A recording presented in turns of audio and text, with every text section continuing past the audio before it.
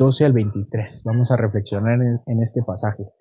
El título del sermón es Ni por Noé, Daniel y Job.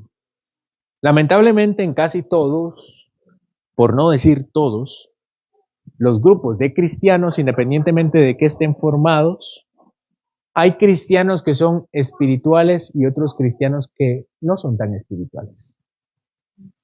En un matrimonio, por ejemplo, muchas veces hay un cónyuge fuerte y un cónyuge débil, hablando espiritualmente. Uno que ora mucho y otro que apenas se acuerda a la hora del almuerzo. Uno que tiene un hambre ferviente por la palabra de Dios y otro que siempre tiene excusas para no hacerlo. Uno que se prepara el día anterior a la adoración y se levanta temprano para venir al culto. Y hay otro a quien hay que regañar para que se apure, generalmente. Esa situación es bastante triste. A menudo el débil desanima al que es espiritual. Lamentablemente así sucede también en una iglesia. Existen miembros en una iglesia afirmados en la fe y otros que saben que son cristianos una vez a la semana. Cristianos que siempre están dispuestos, por un lado, cristianos que siempre están dispuestos a poner sus dones al servicio de la iglesia, y por otro lado, otros que no han terminado de aceptar que tienen una familia espiritual. Por un lado, cristianos que animan, se entregan y sienten la comunión. Y por otro lado, cristianos que decaen, se alejan, y que si no fuera por la gracia de Dios, hace tiempo se hubieran apagado. Siempre en un grupo de cristianos hay ese tipo de situaciones. Yo de inicio entonces, hermanos, quiero preguntarles, porque este sermón es para ustedes. O más bien, no voy a generalizar. Yo quiero preguntarte, porque este sermón es para ti y solo para ti. Alguna vez alguien me dijo, hace algún tiempo en modo de reproche, ese sermón lo diste para mí. Y después dijo, yo creo. Y yo le tuve que decir que sí. Y para otro también, cualquiera que me lo hubiera dicho, le hubiera dicho que sí. Este sermón es, no quiero decir que es para todos. Es para ti. Todo esto para que no digamos es que todos. Yo mismo. Esta es la pregunta, hermanos. ¿Cuál de los dos cristianos eres tú? ¿El espiritual o el débil? El que siente la presencia de Dios en su vida y desespera porque el Señor lo use para su obra, o el que cree, escuchen bien, el que cree que por estar en una comunidad de fe espiritual, el Señor es indiferente del estado espiritual de cada uno. Ezequiel el profeta tiene algunas palabras para ti. Versículos 12 al 14. Dice Ezequiel, vino palabra a mí de Jehová diciendo, Hijo de hombre, cuando la tierra pecare contra mí rebelándose pérfidamente, y extendiere yo mi mano sobre ella y le quebrantare el sustento del pan, y enviare en ella hambre y cortare de ella hombres y bestias, si tuviesen en medio de ella estos tres varones, Noé, Daniel y Job, ellos por su justicia librarían únicamente sus propias vidas, dice Jehová el Señor. Ezequiel nuevamente, como suele hacerlo, escribe que el Señor le habla. Una vez más podemos ver en este texto la forma en particular en la que el Señor se dirige a Ezequiel. Le dice hijo de hombre. Y yo les he dicho, es como decir hijo de Adán, humano común y corriente, ser humano. La presente profecía habla de una falsa esperanza que tal vez algunos albergaban, que Dios no castigaría a todo Israel, que la invasión, que la destrucción y que la muerte podía el Señor arrepentirse, como dice la palabra, arrepentirse del mal que había pensado. Es cierto, hay mucha gente mala entre el pueblo, pero también podemos decir que en Israel hay muchas personas piadosas. Y yo les pregunto, hermanos, ¿no destruiría a todo Israel por algunos idólatras? ¿Ustedes qué piensan? Probablemente algunos de ustedes, y ellos tal vez, ellos estén pensando en el caso de Abraham. Yo no sé si ustedes recuerdan. Abraham tenía un sobrino que se llamaba Lot y él vivía en la ciudad, una de las ciudades de Sodoma y Gomorra. Y el Señor ha llegado delante de Abraham y le dice, yo voy a destruir a Sodoma y a Gomorra. ¿Qué le dice a Abraham? Génesis 18:23. Y se acercó a Abraham y le dijo al Señor, ¿destruirías también al justo con el impío? Quizá haya 50 justos en la ciudad. ¿Destruirías y no perdonarás al lugar por amor a los 50 justos que están dentro de él? Lejos de ti esté hacer tal cosa, que hagas morir al justo con el impío y que sea el justo tratado como el impío. Nunca tal hagas, le dice Abraham al Señor. El juez de la tierra no hace hacer lo que es justo. Entonces respondió Jehová y le dijo a Abraham, si hallare en Sodoma 50 justos dentro de la ciudad, perdonaré la ciudad por amor a estos 50 justos. Y Abraham replicó y dijo, he aquí ahora que he comenzado a hablar a mi Señor, aunque yo soy polvo y ceniza, quizá faltaran 50 justos, faltaran 5. ¿Destruirías por aquellos 5 toda la ciudad? Y dijo, no la destruiré si hallare 45. Y volvió a hablarle y dijo, quizá 40. ¿Qué le dijo el Señor? No lo haré por amor de los 40. Y dijo otra vez a Abraham, no se enoje ahora mi Señor si hablare. Quizá se hallaren allí, en Sodoma y Gomorra, 30. Y respondió, no lo haré si hallare allí 30. Y dijo, he aquí que he emprendido, le dice Abraham al Señor, he aquí que he emprendido el hablar a mi Señor, quizá 20. No la destruiré, respondió, por amor a los 20. Y volvió a decir, no se enoje ahora mi Señor si hablare solamente una vez. Quizá se hallarán allí 10. El Señor respondió, no lo haré, no lo destruiré, no la destruiré por amor a los 10.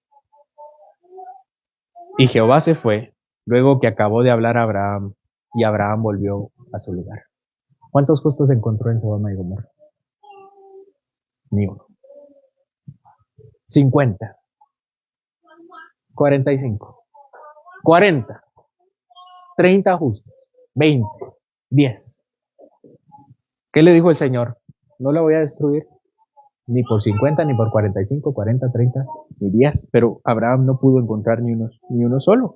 Algo similar le quiere decir el Señor. El Señor tiene una serie de castigos, como veremos en este momento, contra Israel por ser un pueblo desobediente, ser soberbio, idólatra, insolente, rebelde y un gran etcétera. Acompáñenme en la lectura, versículo 13. Hijo de hombre, cuando la tierra pecare contra mí, rebelándose pérfidamente, y extendiere yo mi mano sobre ella, y le quebrantare el sustento del pan, y enviare en ella hambre, y cortare de ella hombres y bestias. Vamos a hacer una pausa. Este es el primer castigo. El Señor le dice, cuando yo haga esto. Si ustedes ven, dice al principio, que el pueblo se rebeló pérfidamente. La palabra pérfida significa cobarde o traidora. El Señor le está diciendo, cuando ustedes se rebelaron traidoramente, ellos se rebelaron como traidores, como cobardes. Por tanto, el Señor anuncia 2 castigos en este momento. Él extenderá su mano, dice, le extenderá su mano en forma de castigo, le enviará hambruna y morirán ellos y sus animales. Aquí se refiere a sus animales de granja, aquellos que los hacen productivos y les dan los alimentos. Que esa sentencia está emitida aunque hubieran justos en medio del pueblo. Vean, versículo 14. si estuviesen en medio de ella estos tres varones, ¿quiénes? Noé, Daniel y Job. Ellos por su justicia librarían únicamente sus propias vidas, dice Jehová el Señor. Hermanos, en Sodoma y en Gomorra no se encontró ni siquiera un justo, ni siquiera Lot, el mismo sobrino que quería salvar a Abraham. Recordemos que Lot estaba también inmerso en la cultura de fornicación y la cultura depravada de Sodoma y Gomorra. ¿Se recuerdan cuando llega los ángeles del Señor y Lot lo recibe y se agolpa al pueblo, la ciudad de Sodoma y Gomorra, de la casa de Lot? ¿Qué hace Lot? Tomen a mis hijas. Lot les está diciendo tengan relaciones sexuales con ellas. Lot ya estaba contaminado también por ese pensamiento. Pero el Señor reconoce por lo menos un justo en medio del pueblo y coloca dos suposiciones. Son tres personas. Dice primero, aunque estuvieran Noé y Job. ¿Quién es Noé, hermanos? Noé es uno de los primeros habitantes de la tierra. El Señor dice en Génesis 6:9 que Noé era, y literalmente dice así, era un varón justo, perfecto en sus generaciones, y así como lo dice Enoc, dice que caminó con Dios. No de la misma forma, pero es la misma expresión. En medio de un mundo corrompido, Noé era un hombre que buscaba a Dios. Por medio de Noé, el Señor salvó a 8 personas, las cuales eran parte de su familia. Noé no era perfecto en definitiva. Si ustedes conocen la historia, poco después que saliera del arca, ¿qué hizo él? Se emborrachó. Pero su relación muy probablemente aún seguía siendo fuerte, porque el apóstol Pedro, en 2 de Pedro, capítulo 2, versículo 5, lo llama pregonero de justicia. Un par de generaciones después, vivió Job. Se cree que Job vivió por el tiempo de Abraham, al menos en el tiempo de Ezequiel, hace mucho, mucho tiempo. El Señor dice que Job, en Job 1:2, fue un hombre perfecto y justo. Literalmente dice así, Job 1:2, temeroso de Dios y apartado del mal. Esa declaración da la Biblia acerca de Job. Conocemos entonces el sufrimiento de Job y que algo que nunca hizo fue maldecir al Señor, algo que su esposa le dijo, maldice al Señor y muérete. Él aceptó su desgracia como algo que tenía que recibir del Señor.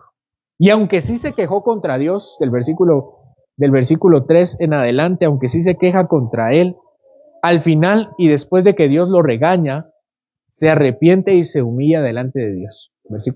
Capítulo 42 de Job. Esos son los dos ejemplos, pero hay un tercer ejemplo. De hecho, él estaba vivo en este momento. ¿Quién es el otro ejemplo, hermanos? Daniel. Daniel, de hecho, fue llevado 8 años antes al cautiverio que Ezequiel. Daniel fue llevado en el 605 a.C. con una primera caravana de exiliados, y Ezequiel fue llevado en el 597 en una segunda caravana de exiliados. Daniel fue llevado a la corte real con Nabucodonosor, y Ezequiel fue llevado con un grupo de israelitas a las orillas del río Quebar. Se cree que Daniel fue llevado cuando tenía entre 15 y 18 años. Y Ezequiel, según Ezequiel 1, y nosotros ya lo estudiamos, fue llevado cuando tenía 25 años. Así que si ustedes hacen cuentas, cuando Ezequiel fue llevado a Babilonia, Daniel ya estaba en la corte y Daniel tenía entre 23 y 26 años. Eran más o menos de la misma edad. Y aquí estamos en el capítulo 14.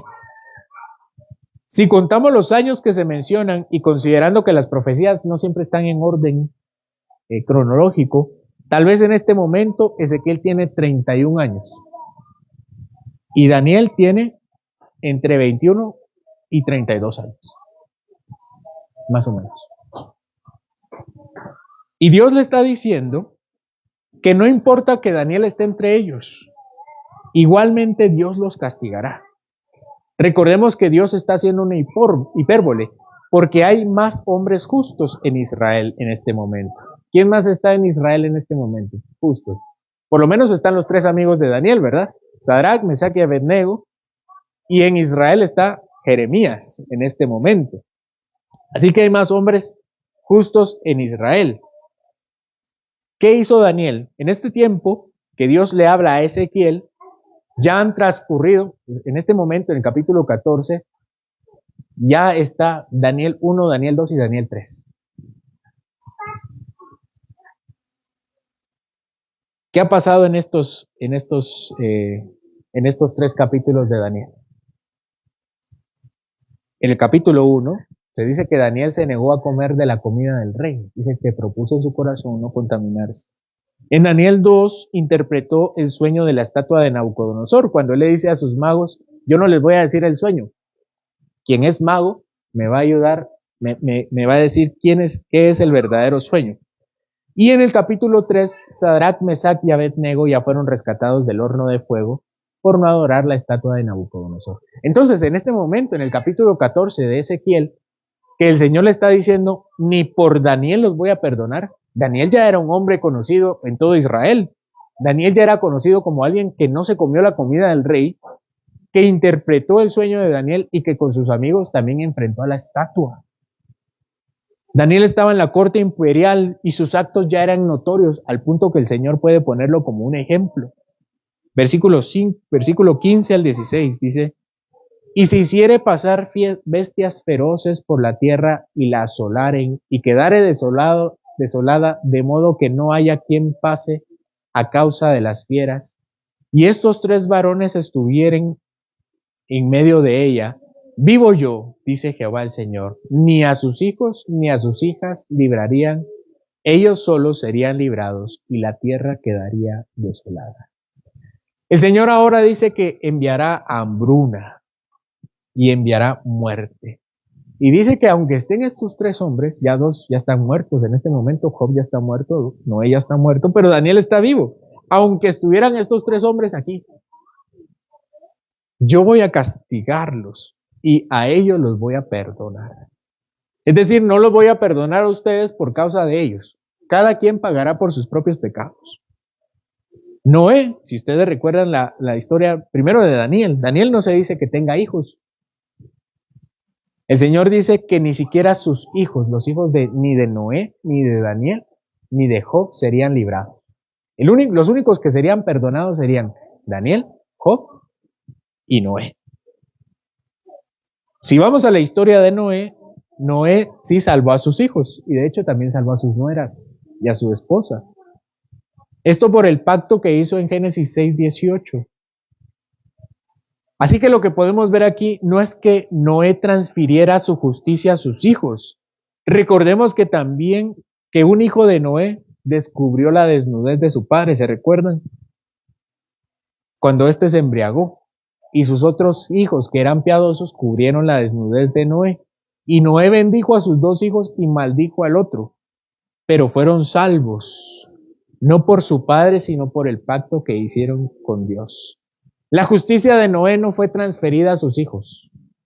No murieron en el diluvio por sí mismos, pero debían estar a cuentas ellos mismos con Dios. Por otro lado tenemos a Job. El Señor dice que cada quien pagará por su propio pecado, ni sus hijos serán librados. Job no pudo salvar a sus hijos. ¿Se recuerdan la historia de Job? No pudo salvar a sus hijos de los ataques de Satanás. Según Job 1:19, un viento fuerte azotó la casa de donde cenaban los hijos de Job y estas cayeron sobre ellos y todos los hijos de Job murieron. La justicia de Job no alcanzó para salvar a sus hijos. Debemos mencionar que al final de todo, en el capítulo 42, el Señor le da más hijos e hijas. De hecho, le da 7 hijos y 3 hermosas hijas a Job. En resumen, Dios les dice que ni porque Noé, ni porque Job, ni Daniel estuvieran ahí, Dios ni libraría a Israel, ni tampoco siquiera a sus hijos. Dios solamente salvaría a estos 3, pero solo porque ellos mismos estaban a cuentas con Dios.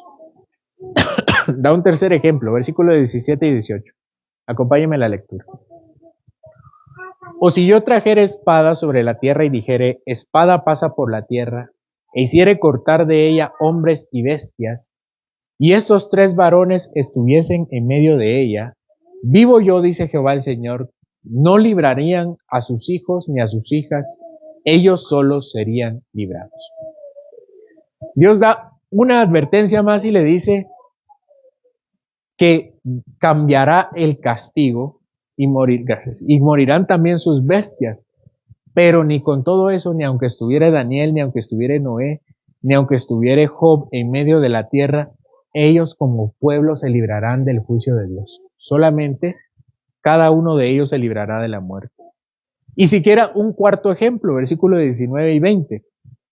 O si enviare pestilencia sobre esa tierra y derramare mi ira sobre ella en sangre, para cortar de ella hombres y bestias, y estuviesen en medio de ella Noé, Daniel y Job, vivo yo, dice Jehová el Señor, no librarían a hijo ni a hija, ellos por su justicia librarían solamente sus propias vidas. Ahora vuelve a cambiar el castigo. Por otro no menos fuerte, el Señor dice que Dios derramará su ira sobre la nación y los hará morir, y que enviará pestilencia, esto quiere decir enfermedades y plagas, esto para matarlos por el juicio, y también matar a sus animales, y que ni por Job, ni por Noé, ni por Daniel, ellos se librarían del castigo, aunque estuvieran ellos en medio de su pueblo. Esta frase resume bien el punto de Dios. Vean ahí al final del versículo 20. Ellos por su propia justicia librarían solamente sus propias vidas. Voy a leerlo otra vez. Ellos por su propia justicia librarían solamente sus propias vidas.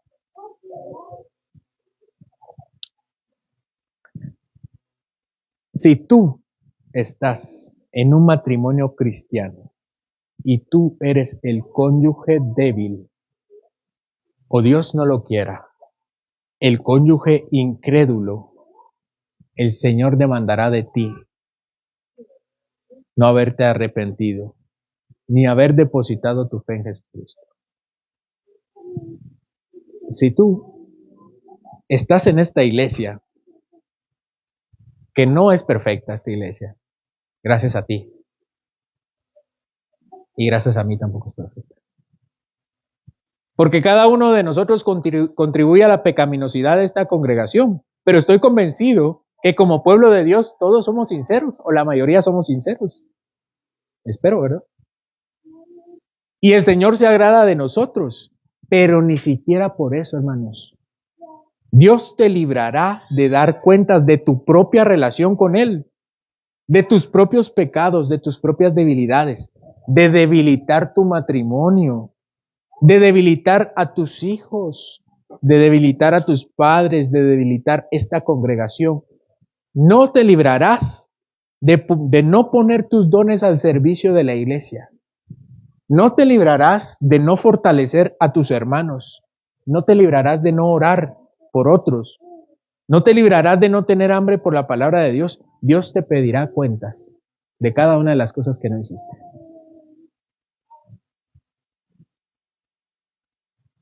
No sé si se dan cuenta de eso. Son ustedes los miembros débiles de esta congregación.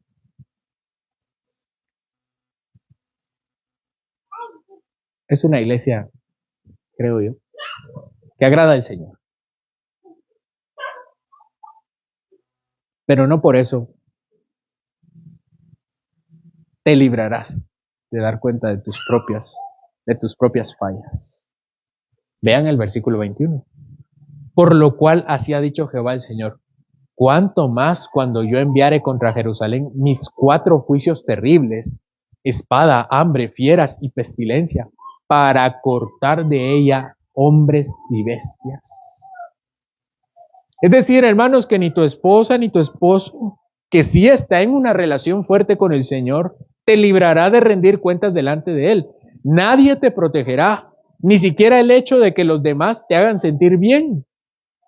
Hay otros hermanos en esta congregación que te hacen sentir bien porque ellos sí son espirituales, como Job, como Noé, como Daniel, pero ni ellos librarían a Israel. porque la salvación y la justicia son transferibles. Vemos en la Biblia que pertenecer a una familia o a una congregación del pacto tiene ciertos beneficios. Por ejemplo, el hecho de que tu esposo o esposa ore por ti demuestra el amor de Dios a ti, pero no significa que pueda transferirte su justicia.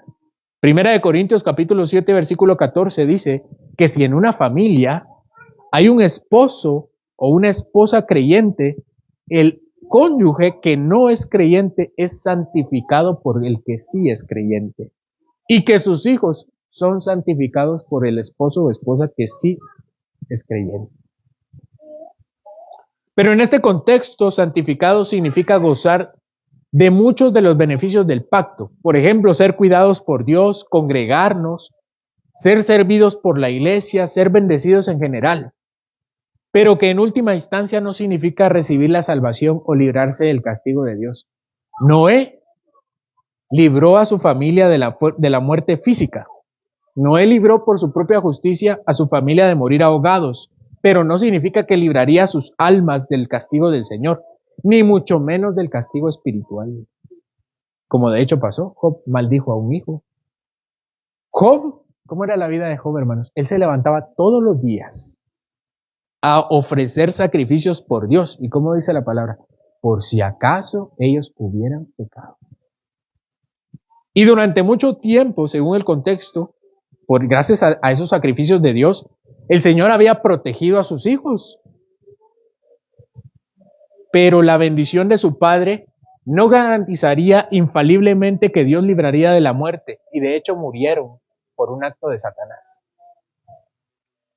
Porque la salvación no es transferible. Las oraciones entonces de tu esposo, de tu esposa, de tu hijo, de tu padre, que son hombres y mujeres piadosos, esas oraciones te bendicen. Y las oraciones de tu iglesia te bendicen también. Y las exhortaciones de tu pastor te bendicen también. El servicio de los otros cristianos a ti te bendicen. Pero eventualmente, aunque parece que todos estamos en un mismo sentir, puede ser que haya algunos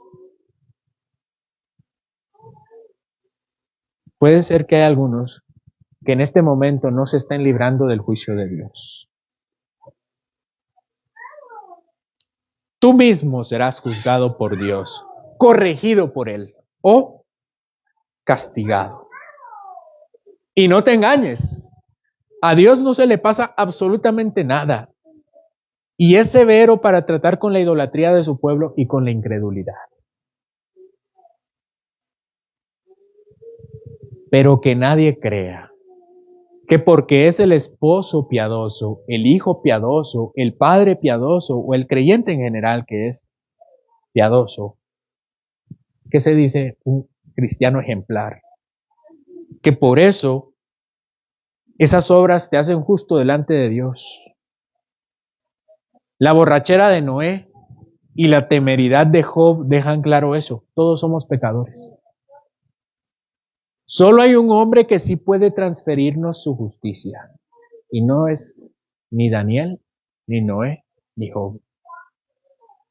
Jesucristo se coloca en medio de nosotros y en el lugar de nosotros para sufrir el juicio de Dios. Como dice R.C. Sproul en la expiación sustitutiva, es Dios quien envía a su Hijo al mundo para pagar el precio de la culpa moral y para resolver el endeudamiento moral que tenemos, y dice: aceptaré tu pago en nombre de estas personas culpables, que son deudores que no pueden pagar su propia deuda. Así que en esta transacción, dice Sproul, que Dios inicia, Dios no negocia su justicia, no sacrifica su justicia, no descarta su propia integridad. Él dijo: voy a asegurarme de que ese castigo suceda y que el pecado sea castigado. Esa es la justicia de la cruz.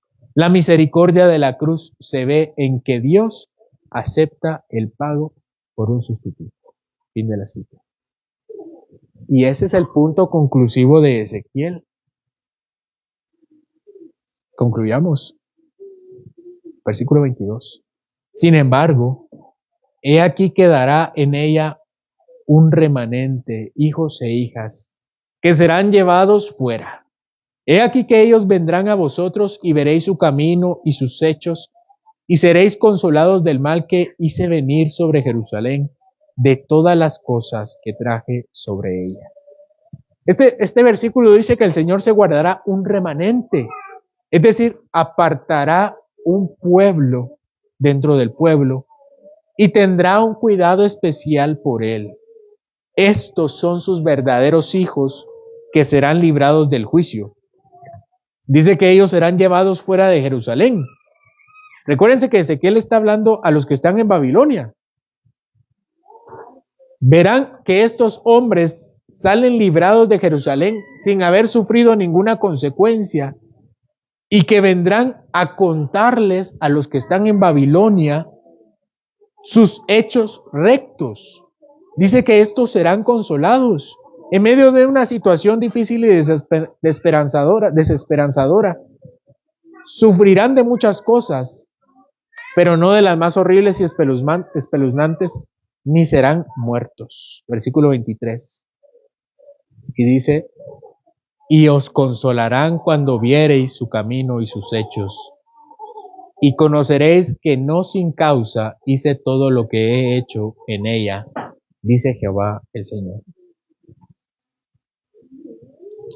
Ezequiel les dice que estos que Dios librará de Jerusalén, saldrán de Jerusalén como un testimonio para los que están en Babilonia.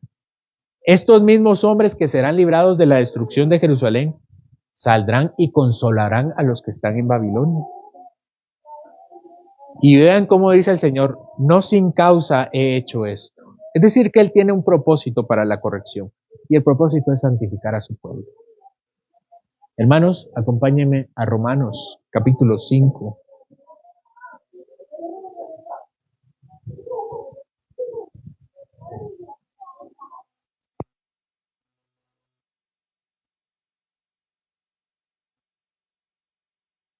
Versículos del 1 al 5. Justificados pues por la fe, tenemos paz para con Dios por medio de nuestro Señor Jesucristo, por quien también tenemos entrada por la fe a esta gracia en la cual estamos firmes y nos gloriamos en la esperanza de la gloria de Dios. Y no solo esto, sino que también nos gloriamos en las tribulaciones, sabiendo que la tribulación produce paciencia, y la paciencia prueba, y la prueba esperanza, y la esperanza no avergüenza, porque el amor de Dios ha sido derramado en nuestros corazones por el Espíritu Santo que nos fue dado.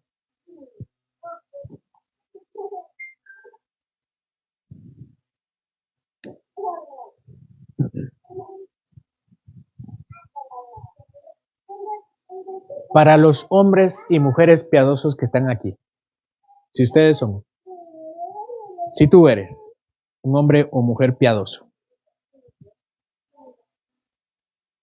aquellos que son como Noé, como Job o como Daniel, si el Señor te ha guardado, consolado y sostenido, es porque se propuso en Jesucristo apartar un pueblo para sí mismo, un remanente, y ha jurado por sí mismo preservarte hasta que Él venga. Así que, hermano, si tú eres en esta congregación alguien que ora mucho, que pone sus dones al servicio de otros, que ruega al Señor por los demás, el Señor te preservará. Como lo hizo con Noé, con Job y con Daniel. El Señor te mantendrá firme en la fe para que sigas dando fruto para bendecir a otros. Tú eres una de las razones por las cuales el Señor tiene misericordia de tu familia y de tu iglesia. Tú eres una de las razones por las cuales el Señor tiene misericordia de nosotros. Ahora, hermanos, si tú eres de los hombres débiles, cada quien tiene que hacer su reflexión. Si tú eres uno de los hombres débiles,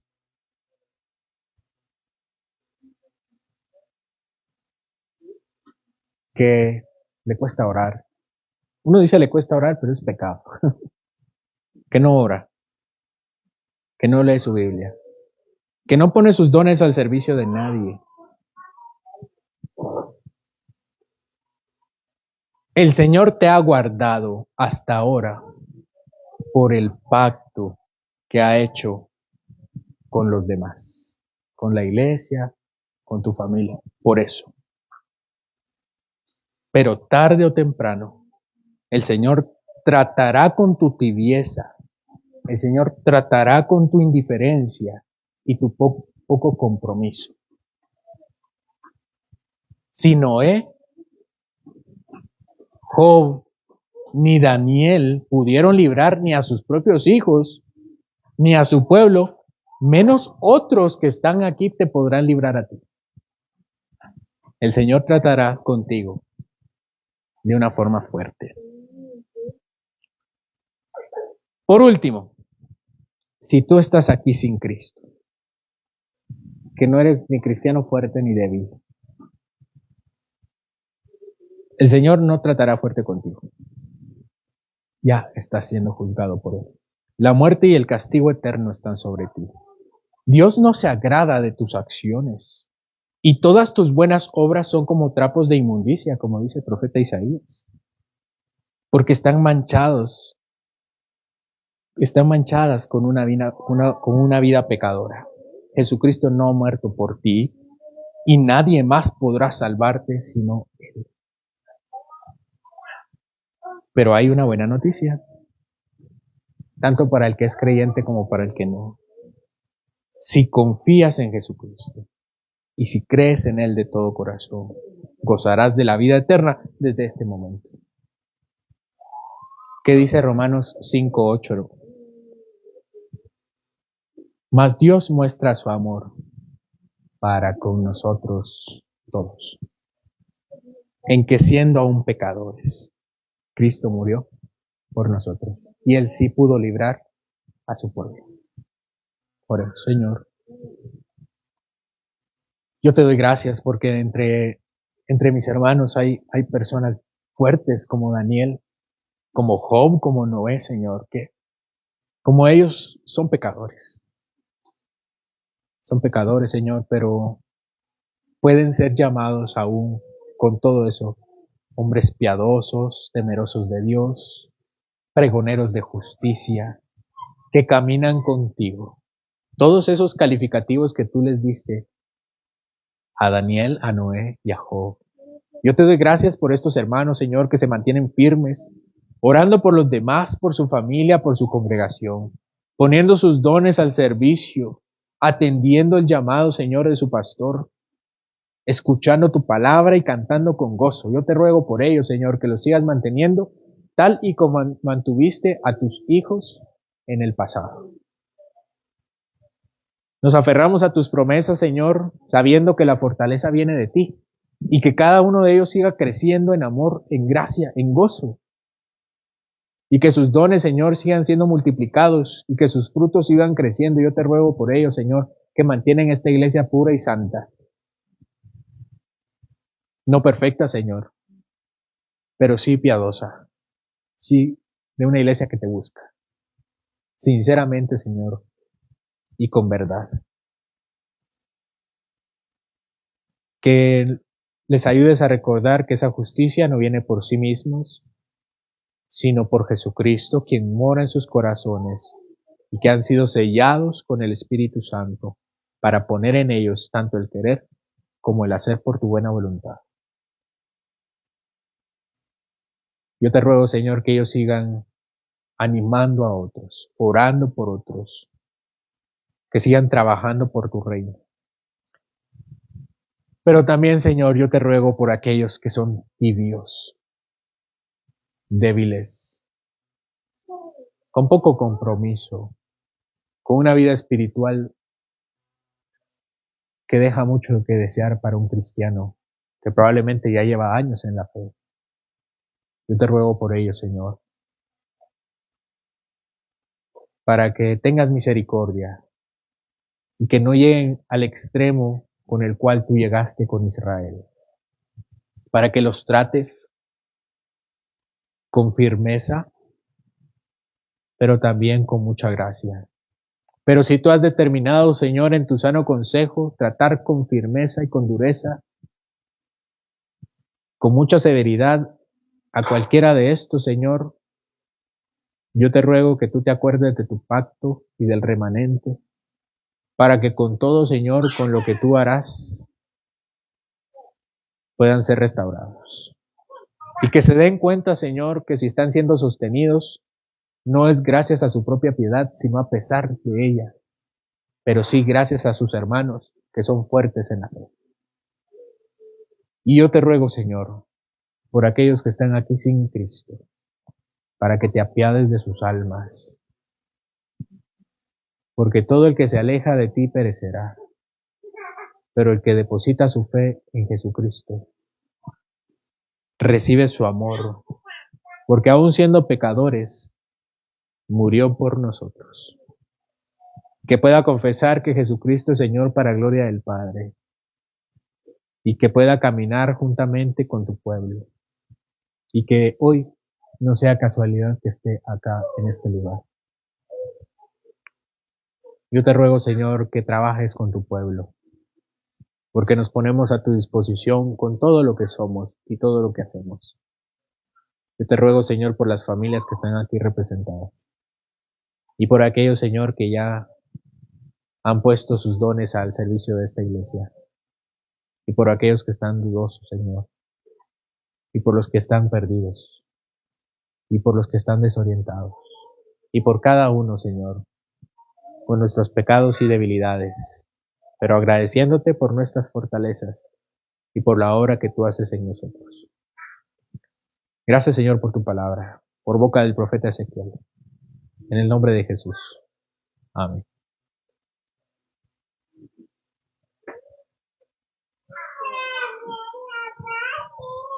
Concluyamos nuestro servicio poniéndonos en pie.